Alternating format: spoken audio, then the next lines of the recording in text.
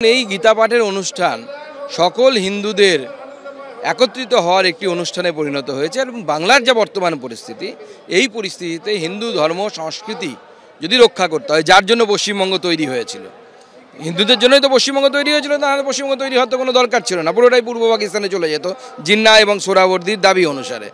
তো আজকে কিছু লোক বলছে যে 90টা সিট আমাদের, থাকতে সবাই পারে, এখানে কোনো অসুবিধে নেই, কিন্তু ভাগ তো হয়েছিল হিন্দুদের জন্য। আজকে হিন্দুরাই যদি এখানে পরবাসী হয়ে যায় তাহলে তো চিন্তার বিষয়।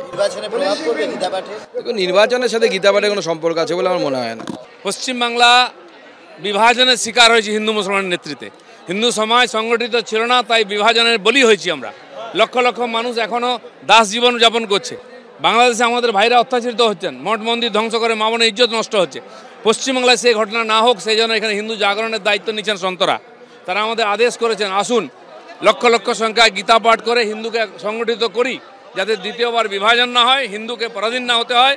হিন্দু রাষ্ট্র ভারতবর্ষে মাথা উঁচু করে বাঁচবে এখানে, যেখানে 10 বার ভগবান জন্মেছেন।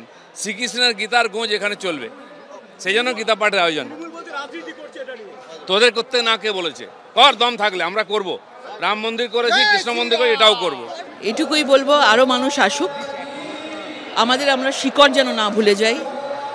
এবং যেভাবে কালকে মুর্শিদাবাদের মতো জায়গায় বাবরি মসজিদের রিপিট করার চেষ্টা করেছে, সেটা কখনো সফল হতে পারবে না।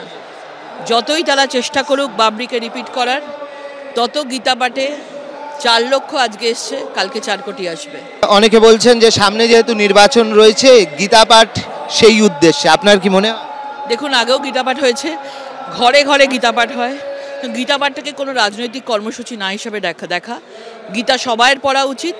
এবং শ্রীকৃষ্ণ কত বছর আগে সেই গীতার আজকে বাণী আজকে অক্ষরে অক্ষরে মিলে যাচ্ছে। সুতরাং গীতা কখনো রাজনীতি হতে পারে না, গীতা প্রত্যেকের ঘরে ঘরে আছে। মমতা বন্দ্যোপাধ্যায়কেও আমন্ত্রণ করা, নিশ্চয়ই ওনার উচিত ছিল আসার।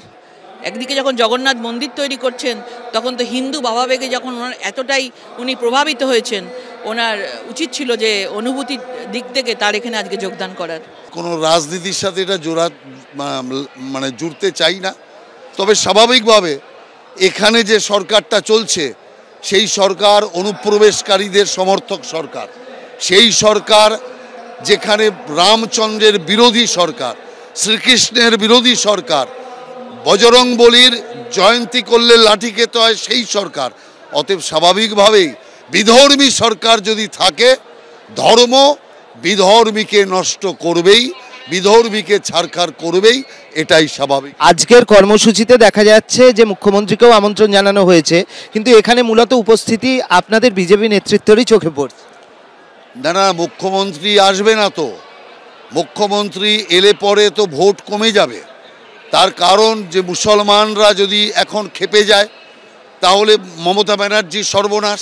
এক তো হচ্ছে অনুপ্রবেশকারীরা ভেগে যাচ্ছে, অনুপ্রবেশকারী ভাগার পরে তারপরে যদি আবার মুসলমান অনুপ্রবেশকারীরা খেপে যায়, তাহলে তো তৃণমূলের ক্ষেত্রে সর্বনাশ।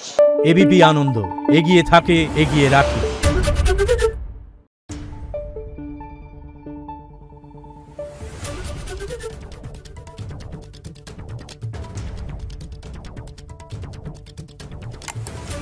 Thank you.